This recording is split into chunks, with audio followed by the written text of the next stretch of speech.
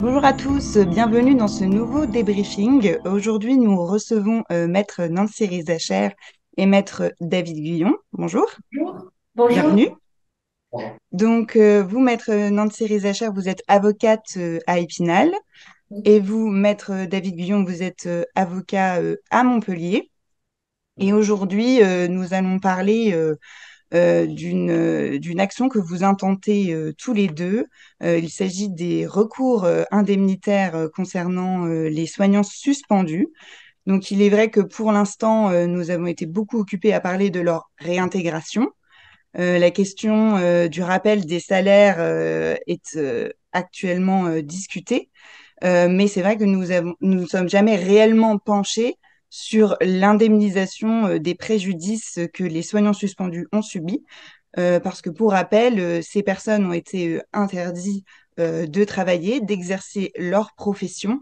Et vous, avocats, vous considérez qu'ils ont subi un préjudice de ce fait.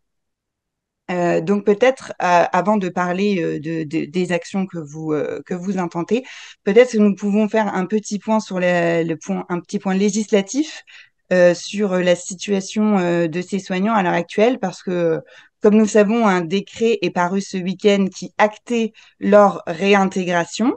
Mais il est vrai que d'un autre côté, la loi sur l'abrogation de l'obligation vaccinale est discutée au Parlement et ce serait peut-être nécessaire de faire peut-être un point sur la situation de ces soignants et aussi peut-être de parler des modalités de leur réintégration, puisque certains ont à l'heure actuelle des entretiens avec leur employeur à ce sujet. Peut-être. Peut-être David, si tu veux commencer, puis je compléterai, ou l'inverse, comme tu veux. Oui, si tu veux, je vais commencer. Alors, le commencement, c'est la loi du 5 août 2021 qui instaure le principe de l'obligation vaccinale contre la Covid-19 et qui a sorti la non-satisfaction à cette obligation d'une mesure de suspension sans rémunération à durée indéterminée. Cette loi du 5 août 2021, elle a été reconduite par la loi du 30 juillet 2022 et c'est le décret du même jour qui prévoit aujourd'hui très concrètement les conditions dans lesquelles on peut satisfaire à cette obligation vaccinale. 2 doses, 3 doses, le délai entre chaque dose, combien de temps pour inscrire à l'établissement, 4 mois, etc. Donc on voit que ce décret était extrêmement important.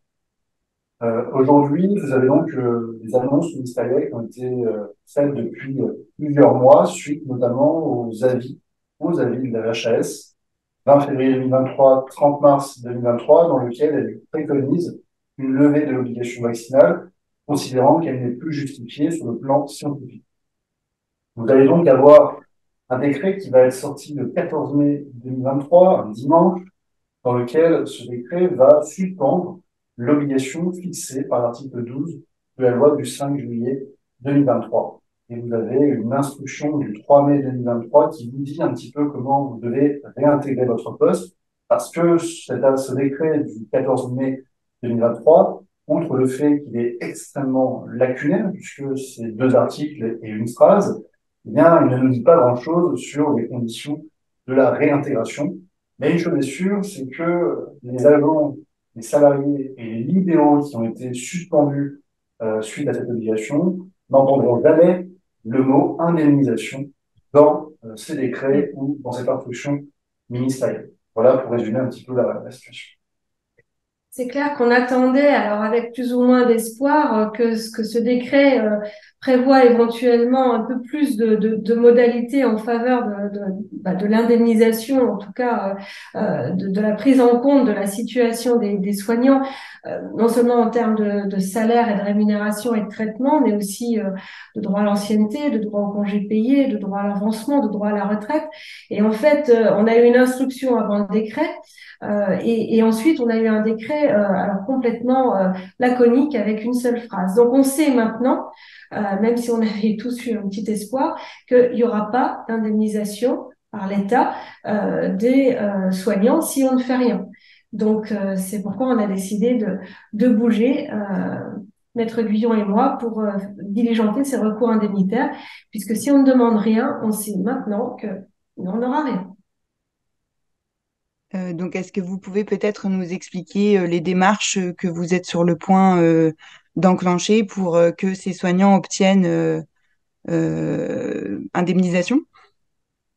Oui, alors je sais pas, je vais commencer par le volet purement prud'homal et puis ensuite je laisserai Maître Guillon compléter sur les autres aspects.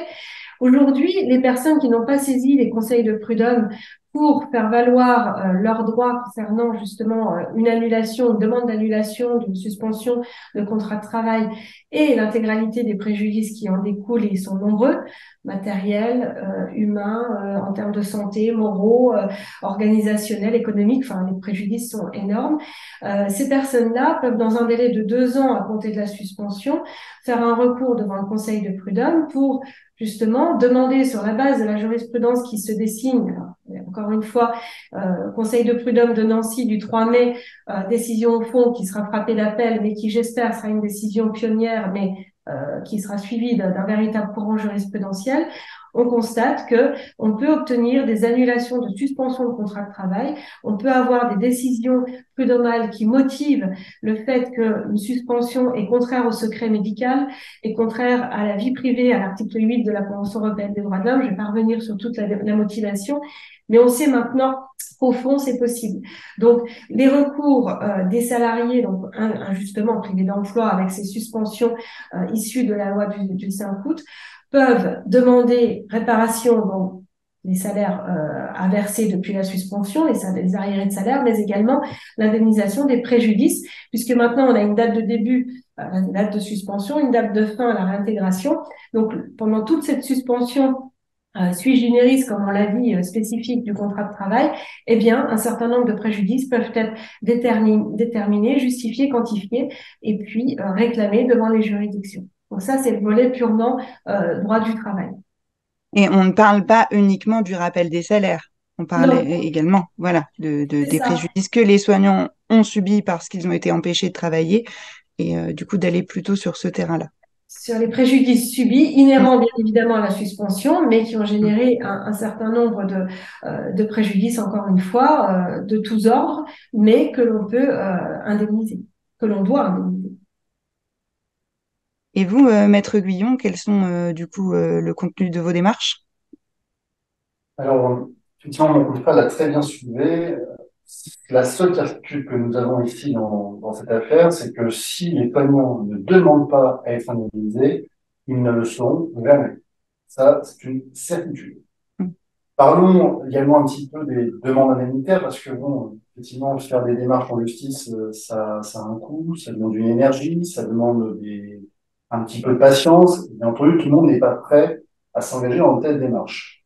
Cependant, on est sur des demandes indemnitaires qui, toutes confondues, sont entre 30 000 et 250 000 euros pour ceux qui ont vraiment subi des préjudices, notamment ici, je pense à un médecin libéral qui a effectivement perdu toute sa patientèle qui était extrêmement importante compte tenu de sa spécialité. Donc c'est pour dire qu'on n'est pas en train de rigoler, on est en train de faire des actions qui sont très sérieuses, avec des demandes indemnitaires qui visent à replacer les personnes qui ont été suspendues dans la situation qui aurait normalement dû être la leur s'ils n'avaient pas été suspendus. Et automatiquement, lorsque c'est 18 mois de suspension, ben, on est sur des sommes à 5 chiffres qui sont extrêmement importantes et qu'il faut bien entendu justifier. Justifier pourquoi? Parce que, encore une fois, c'est très important, il n'y a pas de recours collectif en matière indemnitaire. Pourquoi? Parce qu'une situation ne vaut pas une autre. Parce que chacun a subi un préjudice qui lui est propre, parce que l'État, l'employeur, ne s'est pas prononcé, ne s'est pas comporté de la même manière à l'égard d'un agent par rapport à un autre. Et par conséquent, par exemple, un agent qui a été suspendu sans aucune rémunération pendant un congé maternité ou pendant un congé maladie a subi une mesure manifestement illégale. Je ne sais pas, peut-être que c'est illégal, c'est manifestement illégal, parce que c'est complètement à l'encontre de la position du Conseil d'État. Donc cette personne-là ne prend pas de risque en lui indiquant qu'elle sera indemnisée. En revanche, effectivement, c'est peut-être un peu plus discutable pour une personne qui a été suspendue, mais qui finalement n'a jamais véritablement subi un quelconque préjudice. On a des médecins libéraux qui ont finalement continué à exercer malgré les mesures de suspension et qui ont continué à bénéficier de certains revenus. Donc on n'est pas dans la même situation. Et encore une fois, je pense ici à ce médecin libéral pour lequel on a fait une demande à 250 000 euros. En fait, c'est pas moi qui l'ai chiffré, hein, c'est son expert comptable. son expert comptable, qui a fait une évaluation de sa patientèle, qui a calculé effectivement la perte de marge bénéficiaire nette, qui a calculé la perte financière qu'il avait subie en raison de ces différentes mesures, et qui, à force de démonstrations comptables, parce que c'est un expert des chiffres, eh bien, il a été capable de nous déterminer le préjudice véritable subi par cette personne. Donc ça, nécessairement, c'est quelque chose qui démontre qu'on est dans des démarches qui sont individuelles. Très important à rappeler, parce que beaucoup de personnes nous demandent si elles peuvent faire un recours collectif. Ce ne sont pas des recours collectifs, ce sont des recours individuels. Qu'est-ce que l'on propose très concrètement? Aujourd'hui, moi, je m'adresse principalement aux agents publics et aux médecins libéraux. Agents publics, fonctionnaires, contractuels, soignants ou assimilés, bien entendu. Ces derniers ont subi, à mon sens, deux catégories de préjudices par deux catégories de personnes. Dans les préjudices, Lucie l'a très bien rappelé, ce sont les salaires, mais pas seulement, c'est la prime Ségur, 183 euros net par mois, quand même, c'est pas mal sur 10 mois. C'est également les droits à la retraite. Pour eux, c'est pas 64 ans, c'est 66 ans. C'est le préjudice financier, se sont-ils endettés pour effectivement passer cette période difficile? Ont-ils dû vendre leurs biens immobiliers pour essayer de récupérer un petit peu d'argent et vivre dignement? Ont-ils subi également un préjudice moral? Et si tel est le cas, dans ce cas-là, ils sont en droit d'en demander réparation. À qui peuvent-ils bien demander réparation? Bien, tout d'abord, il y a effectivement l'employeur qui est à l'origine des mesures de suspension, qui vous dira qu'il n'a fait qu'appliquer la loi et qu'il n'avait pas le choix. Effectivement, c'est ce que beaucoup de magistrats considèrent. Mais beaucoup ne veulent pas dire la totalité. On a des belles décisions dans lesquelles des décisions de suspension ont été annulées sur des motifs de motivation ou de règles procédurales. Il veut dire une chose, l'employeur avait une marge d'appréciation. Il n'était pas obligé de suspendre sans aucune rémunération. C'est vrai, parce que dans la réalité, si vous démissionnez, on ne vous empêchez pas de démissionner. Or, dans la fonction publique, si vous démissionnez et que l'intérêt du service justifie que vous soyez présent, votre démission, elle peut être refusée. Donc, si la démission est acceptée, ça veut dire qu'on a une marge d'appréciation. Les ruptures conventionnelles, également, elles sont rares. Certains de mes clients, ils y ont effectivement eu droit. Également, le cumul d'activités. Certaines personnes ont pu aller ramasser des pommes, pu aller avoir une autre activité autorisée préalablement par leur employeur. Ça veut dire qu'il y avait une marge d'appréciation.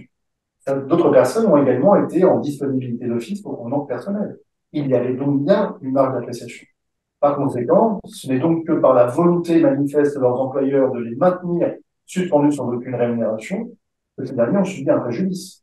Et ça, ce préjudice, il résulte de plusieurs fautes commises par l'employeur. La faute parce qu'ils ont pris une décision illégale en les suspendant de manière illimitée, la dite proportionnalité de la mesure, et illégale parce que si jamais leurs conditions de travail et leur santé s'est dégradée, c'est le début, un commencement de preuve, en tout cas, d'un certain harcèlement moral. Et le harcèlement moral n'a pas été aboli par l'obligation vaccinale contre la Covid-19. Ça, c'est pour l'employeur. Il y a également l'État. L'État, j'en parlais juste avant cette émission, la responsabilité de l'État du fait des lois. Si vous avez eu la chance d'aller à l'université et de suivre des cours de droit administratif, vous connaissez, dans les grands arrêts de la jurisprudence administrative, eh bien, cette jurisprudence du Conseil d'État, Société La Fleurette de 1938, l'État prend une loi, il interdit tous les produits laitiers qui ne sont pas exclusivement à base de lait. La Société La Fleurette fabrique des produits laitiers qui ne sont pas exclusivement à base de lait. Résultat, la Société La Fleurette est obligée de mettre la clé sous la porte et de cesser son activité. Elle demande donc la réparation de son préjudice en raison de l'application de cette loi, sans s'interroger sur est-ce que la loi est légale ou pas. C'était le choix du législateur de dire les produits qui s'apparentent comme des produits laitiers doivent être exclusivement composés de lait. C'est un choix et il n'y a pas de débat là-dessus. Eh bien, le Conseil d'État va, à l'occasion de cette jurisprudence, consacrer le régime de responsabilité de l'État du fait des lois. On enseigne cette jurisprudence à l'université, je l'ai enseigné moi également à mes étudiants, et il est vrai que son application est extrêmement rare. C'est normal parce que c'est rare qu'une loi cause un préjudice à une catégorie particulière de la population qui permet de considérer que ce préjudice est suffisamment grave pour entraîner une indemnisation. Pourquoi? Parce que si vous prenez une loi et que tout le monde est au même diapason, pas de préjudice particulier à réparer. Or, la jurisprudence vous dit votre préjudice doit être important. Il doit être anormal, il doit être spécial. anormal, 18 mois de suspension. Si ça, ce n'est pas anormal, qu'est-ce qu'il est? Il doit être spécial. Vous avez de la chance. L'État a considéré que vous faisiez partie des 0,3% des agents suspendus sans rémunération. Ça, n'est pas non plus un caractère spécial qui est nécessaire à l'application de ce régime de responsabilité. Je ne sais pas ce qui pourrait être. Par conséquent, caractère anormal, caractère spécial de votre préjudice, le préjudice résulte de l'application de la loi. On se fiche de savoir si l'obligation vaccinale était légale ou pas légale. On se fiche de savoir si c'était bien ou pas bien. On se fiche de savoir si finalement tous les choix politiques qui nous ont été imposés étaient justifiés, nécessaires et proportionnés. C'est pas le débat. Il y a une loi, et cette loi elle vous a causé un préjudice. Et c'est donc cette simple comparaison objective entre la loi et votre préjudice qui va entraîner automatiquement une indemnisation de votre préjudice. Et l'avantage de faire ces deux recours en parallèle, c'est que si l'État dit, moi je n'ai fait que prendre la loi, hein, je n'ai pas appliqué les mesures de suspension, eh bien, vous pourrez vous retourner contre votre employeur qui sera effectivement nécessairement condamné. Puis si votre employeur vous dit, bon, attendez, j'ai pas pris la loi du 5 août 2021, hein, je n'ai fait qu'appliquer la loi, je n'ai pas eu le choix. Eh bien, on pourra se retourner contre l'État et dire, bah, merci, c'est vous qui avez effectivement causé ce préjudice. Et dans ces conditions, eh bien, on est certain de pouvoir avoir, d'un côté comme de l'autre, l'indemnisation qui est due aux soignants et assimilés qui ont été suspendus, agents publics, salariés de droit privé et bien entendu, médecins libéraux. Une question qui me vient comme ça, imaginons qu'un soignant suspendu refuse d'être réintégré à sa fonction. Est-ce que même s'il refuse sa réintégration, il peut prendre part à cette action? Oui, tout à fait. En fait, s'il refuse de réintégrer, il va être considéré comme démissionnaire d'office et en fait, on aura une date certaine à partir de laquelle son préjudice aura pris fin. Et de toute manière, depuis le 15 mai 2023, ils sont tous réintégrés. Il n'y a pas besoin d'attendre une décision pour les réintégrer. Ils sont réintégrés. Là, c'est juste qu'il y a un principe qui s'appelle le principe de réalité qui fait que, bah oui, quand vous suspendez pendant 18 mois quelqu'un, il y a des modalités pratiques à mettre en œuvre pour qu'il puisse revenir. Mais en réalité, il est déjà payé. Il est déjà payé depuis le 15 mai 2023.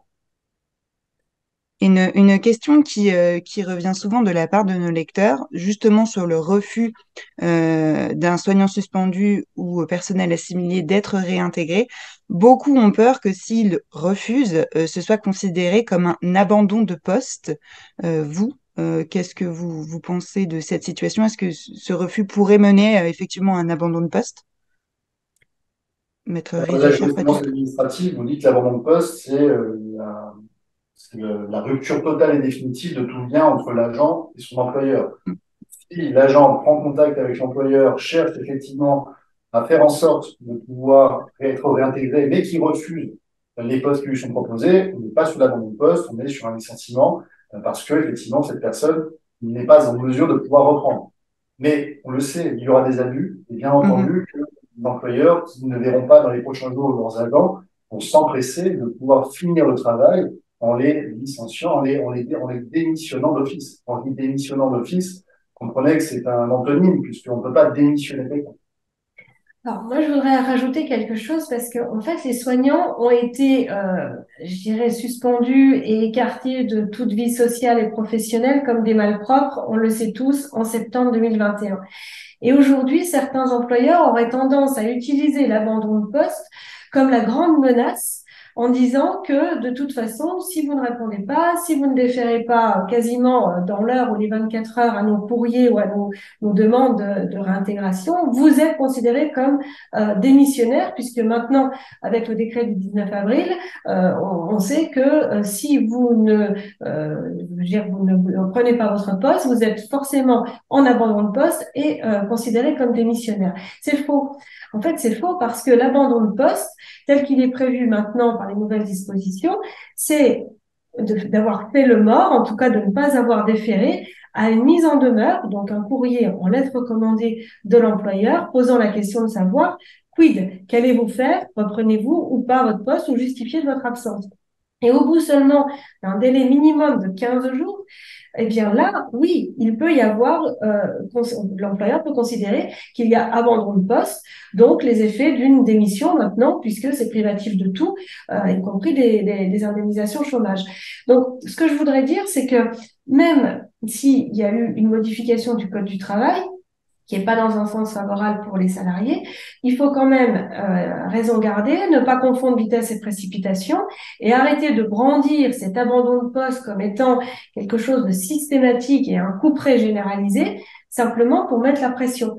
L'abandon de poste, ce sera aussi une procédure, certes facilitée maintenant avec la réforme, mais qui garantit quand même un certain nombre de droits des salariés. Donc, vous ne pouvez pas être présumé en 24 heures. Ah ben, si vous ne répondez pas, vous êtes en abandon de poste. Non, c'est faux. Très bien. Est-ce que vous avez quelques précisions à ajouter sur le contenu de vos actions, peut-être? Ben moi, je voudrais insister sur le fait que tous les salariés aussi, comme les agents publics, peuvent faire le recours dont parlait Maître Guillon contre l'État. C'est-à-dire que tous ont été lésés par cette loi. Donc, ce recours, il est commun aux agents publics, aux agents privés, enfin aux salariés privés. Là où on se sépare, entre guillemets, chacun prend sa part, c'est qu'effectivement, quand on a un agent public qui va se retourner contre son employeur public, Maître Guillon va faire la procédure donc devant les tribunaux administratifs. Quant à moi, je vais me retourner contre les conseils de prud'homme par rapport aux liens contractuels de droit privé, de droit du travail entre le salarié et son employeur. Mais ce sont des recours qui visent tous à éviter qu'on considère qu'on prend un torchon, une éponge et on efface l'ardoise et tout va bien dans le meilleur des mondes. De toute façon, c'est impossible. On ne peut pas laisser les soignants être réintégrés simplement en disant on oublie tout et puis on en reste là. Il faut absolument qu'ils soient indemnisés de leurs préjudices, qu'ils soient encore une fois matériels ou moraux, parce que les préjudices sont très nombreux, y compris les préjudices sur la santé. Je veux pas assombrir aujourd'hui, mais je voudrais quand même qu'on pense à ceux qui vivent dans leur voiture, à ceux qui ont dû tout vendre, qui vivent dans leur caravane. C'est pas un effet d'annonce ou de langage, c'est vraiment des personnes qui en sont réduites à cela. Et puis pire, je voudrais penser à ceux qui se sont suicidés parce qu'on n'en parle pas.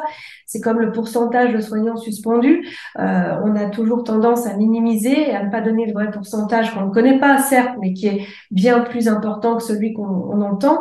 Et il y a eu des suicides. Il y a eu des personnes qui ont été obligées de mettre fin à leur jour. Alors, il y a peut-être eu d'autres facteurs, hein, je ne veux pas caricaturer, mais il faut quand même se rendre compte de la violence de ce que ces soignants, au sens large, ces personnels suspendus, ont subi depuis 19 mois. Je pense que là, il faut que les auditeurs, il faut que les lecteurs se rendent compte que d'un seul coup, on vous coupe toute vie professionnelle, sociale et tout moyen de subsistance. Donc non, ça passera pas. Je suis pas dans une logique de vengeance, je suis dans une logique d'amertume et de rendre à César ce qui appartient à César. C'est-à-dire que on n'oubliera pas et il faut que ça s'indemnise. Et vous, Maître Guillon, vous avez quelque chose à ajouter? Trois remarques pour nous dire sur ce qui a été dit. On n'est pas dans une logique de vengeance, on est dans une logique de réparation. La réparation est une condition sine qua non de la justice et de l'état de droit. Sans réparation, sans justice, il n'y aura pas de paix. Ça, c'est la première chose. La deuxième chose, c'est important de le rappeler, on la pose souvent cette question, c'est les effets d'une rupture conventionnelle. La rupture conventionnelle met fin à toute action en responsabilité à l'encontre de l'employeur, que vous soyez un agent public ou un salarié. Donc, on ne signe pas une rupture conventionnelle à la légère. Ça, c'est important de le rappeler. La troisième chose, on avait beaucoup qui vont dire, bon, on va attendre que les premiers passent devant, fassent des recours en responsabilité, et puis on verra derrière, ils peuvent être indemnisés si on peut se prévaloir de leur jurisprudence. Alors attention, c'est à double tranchant. La première chose, c'est que ce qui vaut pour l'un ne vaut pas forcément pour l'autre, parce que ce sont des recours individuels. La deuxième chose, c'est que le point de départ de votre préjudice, c'est le 15 septembre 2021, au moment où vous avez été suspendu. Suspendu soit le 15 septembre 2021, soit ultérieurement, mais c'est ce point de départ-là. Or, la découverte d'une jurisprudence qui vous reconnaîtrait un droit ne proroge pas ce point de départ. Ça veut dire quoi? Ça veut dire qu'on est en train d'engager en 2023 des recours en responsabilité, notamment à l'encontre de l'État, notamment à l'encontre de l'employeur. En matière administrative, les dettes que les personnes publiques ont à l'égard des particuliers est de 4 ans, à compter de la date du préjudice. Il nous resterait donc 2 ans pour être indemnisés, et 2 ans, c'est très probablement le temps que les juges vont mettre pour pouvoir nous rendre nos premières décisions dans ces actions en responsabilité. Je pense pas qu'ils nous les rendront avant. La raison, elle est très simple. C'est que le jour où ils vont effectivement accorder des indemnisations au bénéfice de nos clients, la prescription sera active pour tous les autres. Et donc, plus de problème. Troisième chose à dire là-dessus, c'est que, on le voit, l'instruction ministérielle, vous mettrez certainement en lien dans la description de votre article, de cette vidéo, exclut catégoriquement, pas de doute, catégoriquement, toute indemnisation. La logique du gouvernement, c'est de faire payer, coûte que coûte, ses opposants politiques, qui sont des anti-sciences et qui ont eu l'audace et le culot de refuser une injection expérimentale. Quelle audace! Eh bien, on n'est pas à l'abri que dans les prochains jours, dans les prochaines semaines, une loi intervienne et vise à exclure expressément toute indemnisation des préjudices des personnes ayant été suspendues pour défaut de satisfaction à l'obligation vaccinale contre la Covid-19. Et dans ce cas-là, effectivement, ça couperait court tout de suite aux actions indemnitaires qui n'ont pas encore été engagées, puisque la loi ne dispose que pour l'avenir. Les recours qui auront déjà été engagés seront instruits selon l'état du droit ancien. Et en revanche, eh bien, tous les autres soignants qui n'auront pas encore fait de recours et qui attendaient une jurisprudence favorable se retrouveront privés d'une créance légitime et donc ne verront jamais le moindre centime de réparation. Ça, effectivement, c'est dangereux. Et je pense que même si nous revenons là-dessus, pas attendre gentiment que le temps passe et que finalement la réparation se fasse seule. J'ai 3 certitudes dans ce monde. La mort, les impôts et l'absence d'indemnisation des soignants suspendus de manière spontanée. Donc, par conséquent, sans action, pas de réparation.